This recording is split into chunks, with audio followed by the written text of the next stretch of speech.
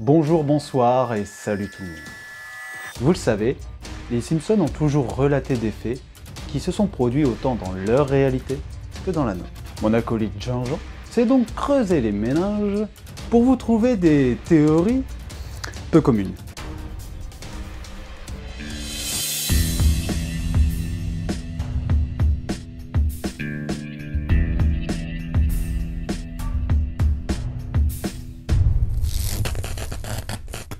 Commençons avec l'épisode 19 de la saison 6, paru en 1995.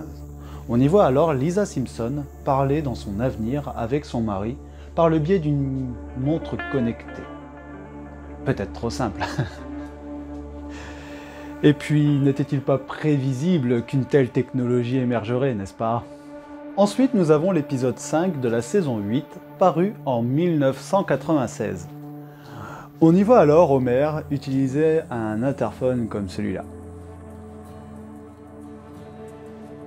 iPod. Pas si ouf que ça la ressemblance, n'est-ce pas? Nous sommes à l'épisode 1 de la saison 9, paru en 97. Lisa tend un bouquin à Bart, sur lequel est affiché un prix. 9 $. Devant les tours jumelles. 9, 11, le 11 septembre, date tristement célèbre des attentats du World Trade Center. Bon ouais, mais il n'y a pas la date d'afficher. Nous sommes en 1993. Un épisode des Simpsons est alors intitulé L'enfer du jeu. Dans cet épisode, deux dompteurs du nom de Ernst et Gunther se font agresser par leur propre tigre blanc.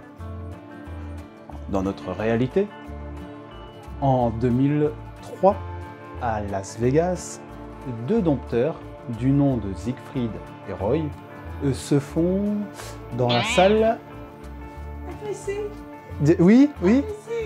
Oui, mais bravo Églantine, c'est ça. Bravo. Ils seront également agressés. Oh, bravo.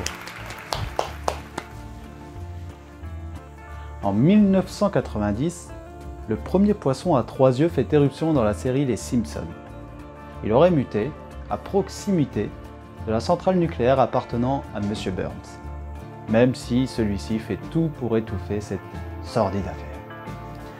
En 2011, 21 ans après, dans notre dimension, les pêcheurs argentins auraient pêché eux aussi le premier poisson à 3 yeux, qui lui aussi aurait vécu près d'une centrale nucléaire.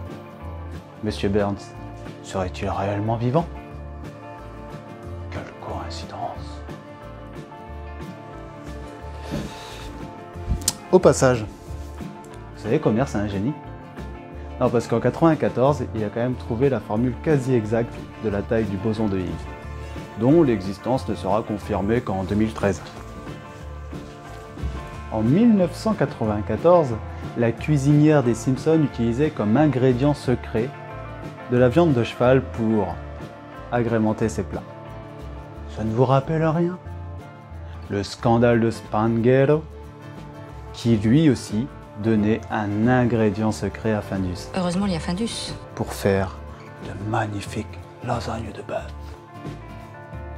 Nous sommes en 2000, l'épisode 17 de la saison 11 paraît alors. On y voit Bart devenir un pauvre gars de la rue alors que sa sœur Lisa, elle, devient présidente des États-Unis.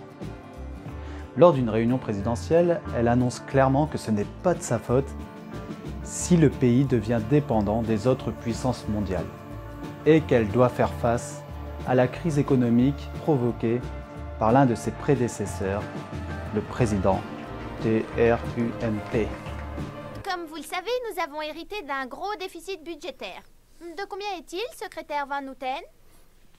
Nous sommes ruinés. Le pays est ruiné? Je vous le donne en mille, il sera élu en 2016 et on parle bien évidemment de Mr. Donald Trump. Terminons avec un sujet on ne peut plus actuel. Les Simpsons auraient prédit la propagation du coronavirus.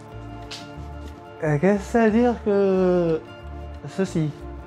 Eh bien, figurez-vous qu'à l'épisode 21 de la saison 1, Homer reçoit un colis provenu d'un pays asiatique. Il libère alors une maladie qui infectera tout Springfield. Après plusieurs tests, ils l'appelleront coronavirus.